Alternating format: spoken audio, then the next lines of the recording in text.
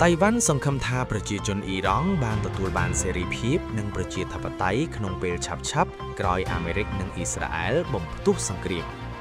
ក្នុងការអត្ថាធិប្បាយបង្ហាញពីជំហរគាំទ្រសហរដ្ឋអាមេរិកនិងអ៊ីស្រាអែលក្រសួងការបរទេសតៃវ៉ាន់នាថ្ងៃអង្គារទី3ខែមីនាបាននិយាយថា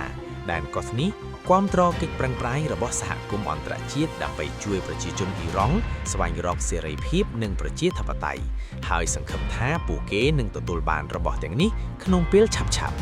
នេះបើតាមការចេញផ្សាយដោយទីភ្នាក់ងារព័ត៌មាន Reuters នៅពេលត្រូវបានសាកសួរថាតើរដ្ឋាភិបាលតៃវ៉ាន់គាំទ្រការវាយប្រហាររបស់អាមេរិកនិងអ៊ីស្រាអែលប្រឆាំងប្រទេសអ៊ីរ៉ង់ដែរឬអត់អ្នកនាំពាក្យក្រសួងការបរទេសតៃវ៉ាន់លោកសៀវគួងវៃបាននិយាយថាតៃវ៉ាន់គឺជាសមាជិកនៃសហគមន៍ប្រជាធិបតេយ្យអន្តរជាតិហើយអ្នកនាំពាក្យបានលើកឡើងយ៉ាងដូចនេះថា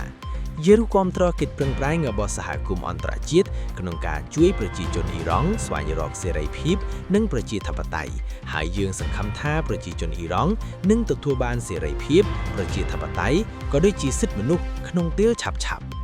គូបញ្ជាក់ថាតៃវ៉ាន់មិនមានទំនាក់ទំនងការទូតផ្លូវការជាមួយអ៊ីស្រាអែលឬសហរដ្ឋអាមេរិកឡើយប៉ុន្តែទីក្រុង Washington បានដើរតួនាទីជាខ្នងបង្អងអន្តរជាតិដ៏សំខាន់និងជាអ្នកផ្គត់ផ្គង់សម្ភារអាវុធធំបំផុតយូរមកហើយសម្រាប់ដែនកោះនេះតៃវ៉ាន់ក៏មិនមានទំនាក់ទំនងផ្លូវការជាមួយអ៊ីរ៉ង់ដែរចាប់តាំងពីទីក្រុងតេហេរ៉ុនបានទទួលស្គាល់ចិនកាលពីឆ្នាំ1971តៃវ៉ាន់មើលឃើញអ៊ីស្រាអែលជាដៃគូសំខាន់មួយរបស់ខ្លួនហើយបានចូលរួមបង្ហាញការគាំទ្រយ៉ាងរឹងមាំដល់អ៊ីស្រាអែលក្រោយការវាយប្រហារខែ12ឆ្នាំ2023របស់ក្រុមសកម្មប្រយុទ្ធហាម៉ាស់និងសង្គ្រាមដែលបានផ្ទុះឡើងបន្ទាប់នោះនៅតំបន់ហ្គាហ្សា